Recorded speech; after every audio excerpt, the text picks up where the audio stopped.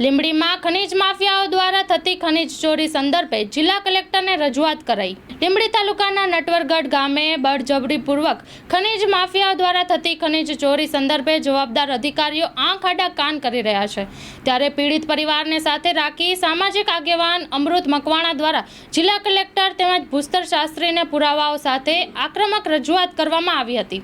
આ તકે સ્થાનિક પોલીસ અને મામલતદારની શંકાસ્પદ ભૂમિકા હોવાના ગંભીર આક્ષેપ મૂકવામાં આવ્યા હતા। એમને કીધું કોણ જરા તો આવલામને કીધું તો કે નહીં આપે। અરે એમને ત્યાં સુધી કીધું મને કે તમે વ્યક્તિનું નામ આપો, મેં વ્યક્તિનું નામ આપ્યું, મંજિરિયા ભાઈને વ્યક્તિનું નામ આપ્યું, તમે સાહેબ એક લીટીનો જવાબ નહીં આપતા। મજૂરો મરી જાય બરાબર, અને છતાં એકદમ આખું તંત્ર તમારું નિષ્ઠુર છે સાહેબ। આમાં તમે શું કાર્યવાહી કરવાના એ બાંયધરી આપો?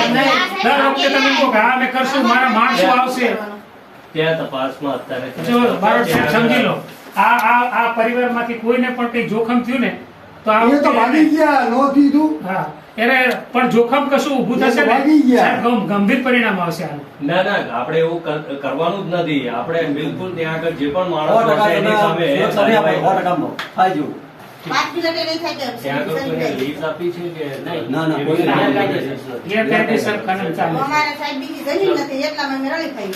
ઠીક છે, ચલો ચેક કરાવશું, આજે આવશે મારે। આ લોકોનું સુરક્ષાનું શું કરશું એ તો કહો જરા, એ બાબતે શું કરશું એ અમે પોલીસ જોડે વાત કરીશું એની પણ। આ જો તમને કહું સાહેબ, ક્યારે દુર્ઘટના બને શું બને કઈ નક્કી નહીં, તમે કોઈ વસ્તુને સિરિયસલી લેતા નહીં ને એના કારણે કેટલા મજૂરો મરી ગયા સાહેબ અત્યાર સુધીમાં। એટલે જ હું તમને કહું છું 2 મહિનાની અંદર સાહેબ 2 મહિનાની અંદર 11 મજૂરો મરી ગયા, આમનો પેટનું પાણી નહીં હલતું। સાંભળો,